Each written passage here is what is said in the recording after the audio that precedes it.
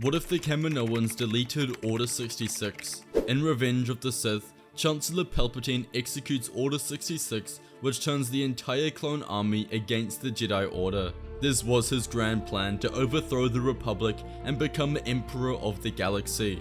However, what if Nala Se and Sama Lu deleted the contingency order without Palpatine's knowledge? How would that change the Star Wars timeline we all know and love today? Let's start today's story during the first year of the Clone Wars. For months, Prime Minister Lama Su and Nala Se watched the Separatists completely decimate the clone forces. They had begun targeting their facilities, destroying their work, slaughtering entire batches of clones before they ever reached the battlefield. Worse, Sidious had stopped communicating with them altogether. He treated them like tools, not partners, and the Jedi no longer trusted them enough to intervene. They were both fed up. Lama Su said they wouldn't be used as tools, and they certainly wouldn't lose all of their creations to Sidious's futile contingency program. Nala Se nodded. She assessed the list of 150 contingency orders, all centered around 66. They agreed that this order needed to be removed to ensure their survival. Lama Su called a Kaminoan Executive Council meeting, where the leaders from the different cloning cities on Kamino were informed of their plan. Everyone was in agreement. Order 66 must be removed.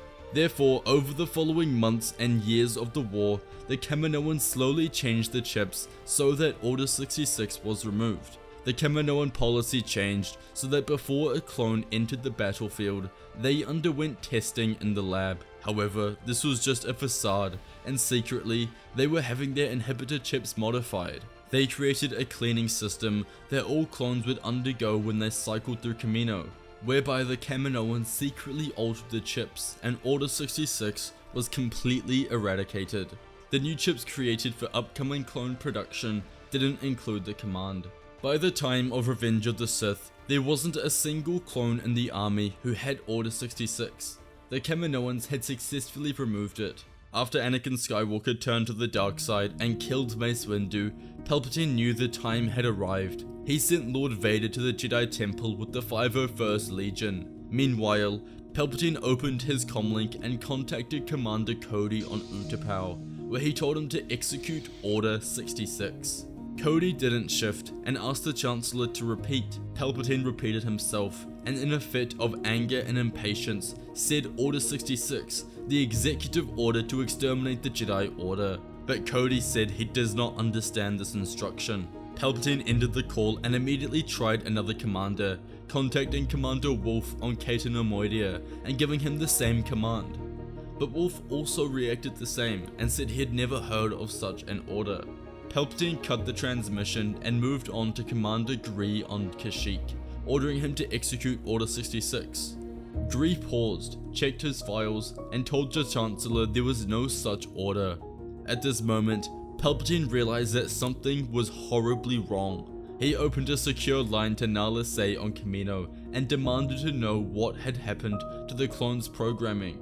Nala Se explained calmly that the Kaminoans had removed the order after seeing the war turn against them and the Separatist attacks destroyed many clone batches. She said the order was no longer active in any trooper. Hearing this, Palpatine used the Force through the transmission and began choking her, but Nala Se was able to end the call before Palpatine could fully kill her. This was a disaster. Palpatine knew that the ripple effect was about to occur, where Cody would contact Kenobi, Wolf Plo Koon, and Gree Yoda, where they would say that the Chancellor just tried to get them to kill the Jedi. He didn't have long. He needed to adapt his plan. Palpatine then contacted Newt Gunray and told him that Order 66 had failed and that the Jedi were still alive. He then ordered an immediate invasion of Coruscant, telling Gunray he needed the droid army to strike the capital at once. Gunray obeyed without question, sending word to his commanders to prepare their fleets.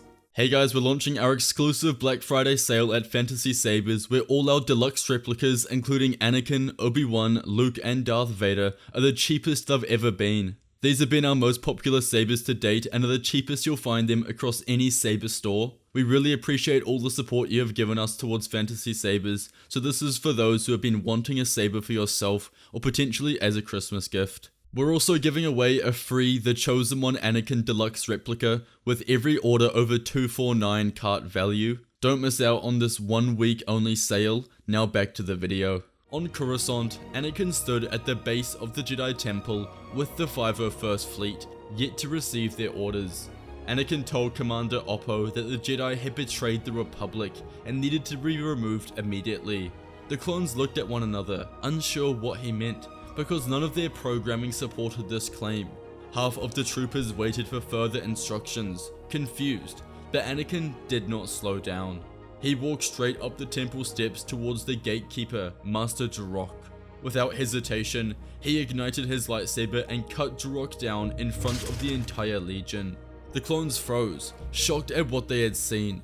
Some followed Anakin out of loyalty and because he was their general, but others raised their blasters, unsure if they were supposed to fire or stand down. The situation grew tense as both sides tried to understand what was happening.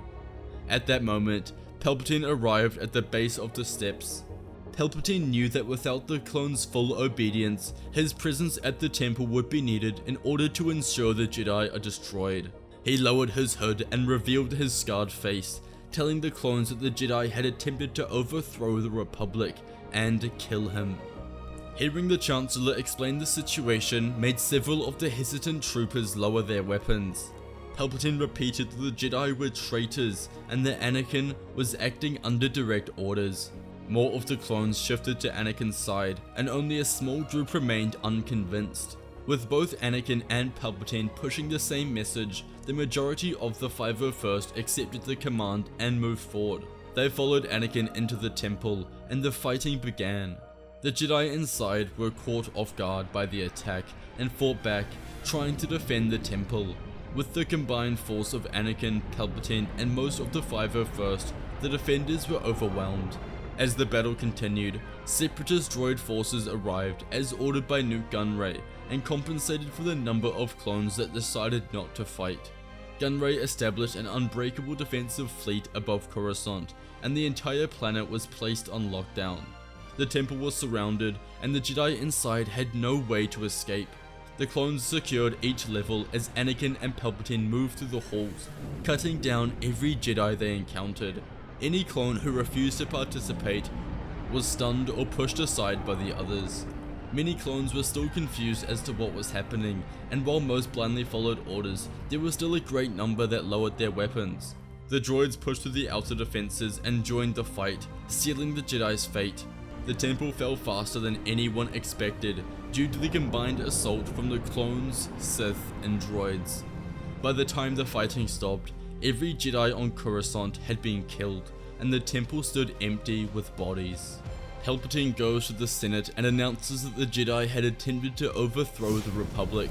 He played the recording of Mace Windu confronting him, showing the moment Windu raised his blade to strike. The senators reacted with shock, fear, and anger. Palpatine explained that the Jedi had been planning this for years, and that only he and his loyal forces of the Republic had stopped them. The Senate quickly rallied behind him, voting to grant him full authority to secure the galaxy. With their support, Palpatine declared the Jedi traitors and reformed the Republic into the Galactic Empire. He then introduced Anakin Skywalker, whose title had now changed to Vader. The Emperor said that Anakin would lead the Imperial forces in fighting the remaining Jedi.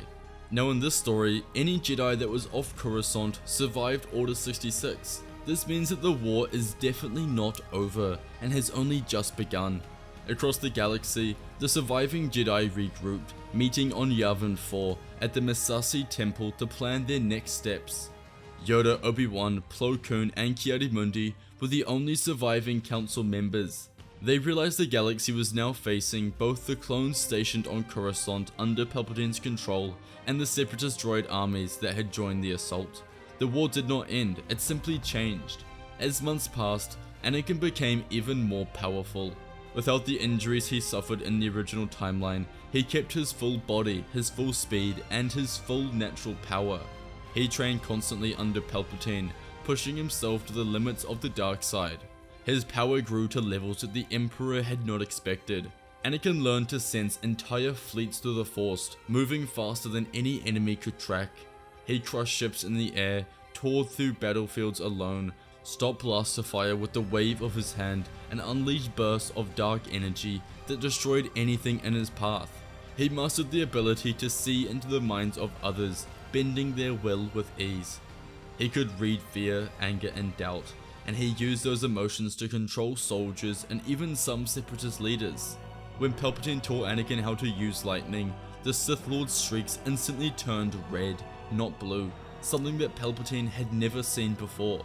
Palpatine, who once believed he was in control, began to realize that Anakin's potential was far beyond anything he could fully manipulate. Anakin became the Empire's strongest weapon and its most feared enforcer. Meanwhile, Padme survived her pregnancy with Anakin constantly at her side. Anakin attributed this to Palpatine, who he believed used the power to save her from death, when in reality, she was never in danger in the first place. Despite surviving, Padme was horrified by who he had become. She saw none of the compassion or warmth that he once had, only the cold certainty of a man who believed he was reshaping the galaxy through power.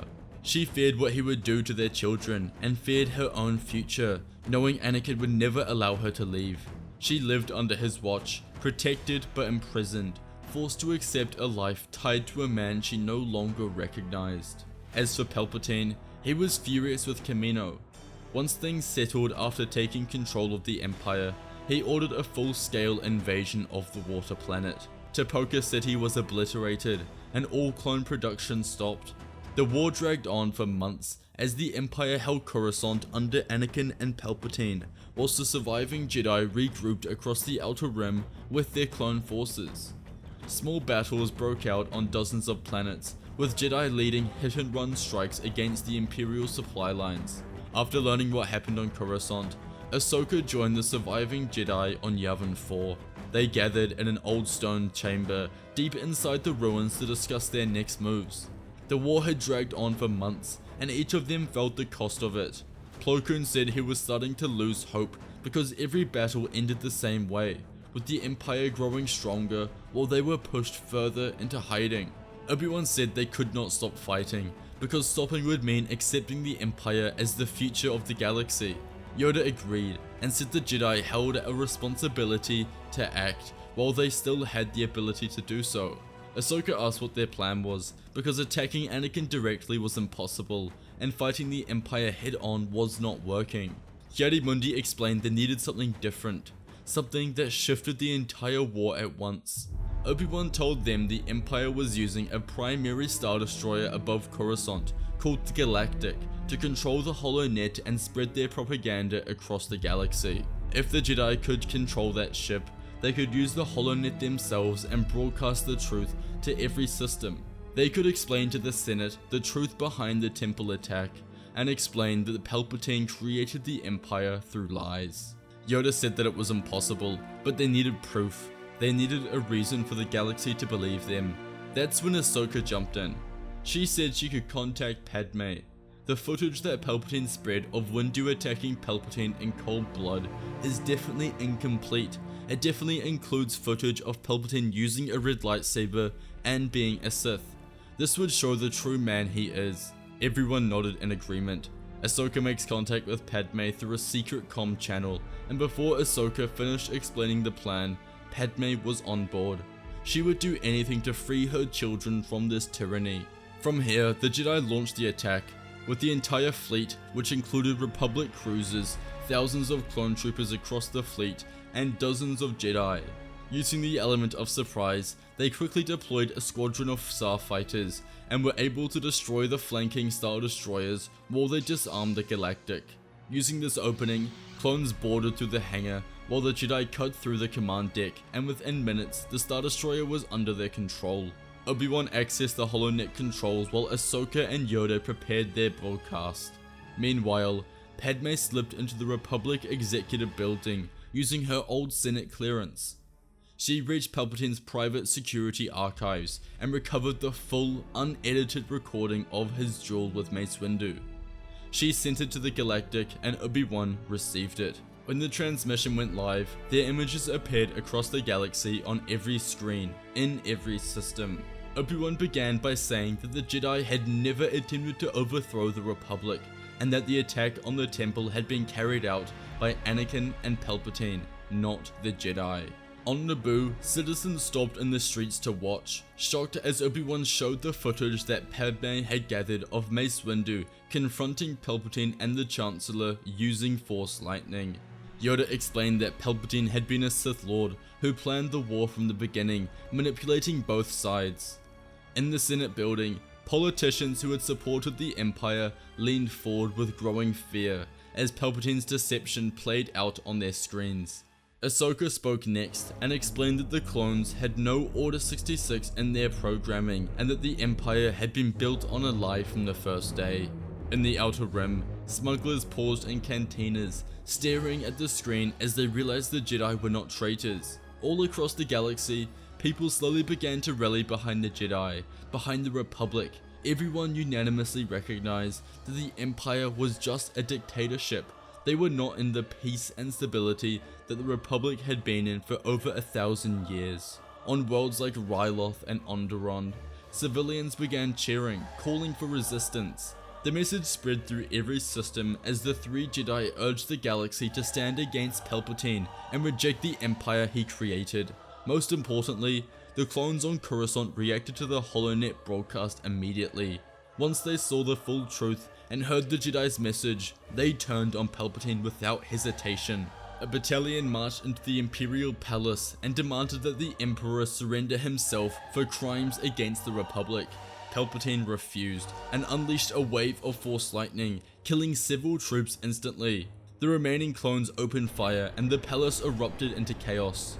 At the same time, the Separatist droids stationed around the city received emergency orders from their commanders and began attacking the clones in defense of Palpatine, turning Coruscant into a battlefield within minutes. Outside the atmosphere, the Republic fleet had jumped into orbit and descended towards the planet, trading fire with Separatist ships. Hundreds of starfighters filled the sky, and explosions lit the skyline as Coruscant fell into a full-scale war. While the battle raged across Coruscant, the surviving Jedi Council members landed near the palace and pushed inside with the clones holding the entrances. They fought their way through the droids and guards until they reached the old council chambers where Palpatine and Anakin were waiting.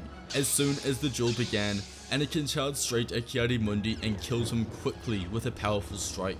Plo Koon stepped in to help Ahsoka and hold Anakin back, but Palpatine broke away from Yoda and Obi-Wan long enough to cut Plo Koon down with a fast, precise attack. Yoda then moved in on Anakin, matching his strength with speed, and together with Ahsoka, they forced Anakin into a corner.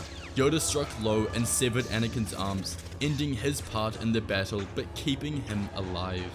Palpatine reacted immediately, leaping towards Yoda and hitting him with a burst of lightning at close range, killing him before Ahsoka or Obi-Wan could intervene.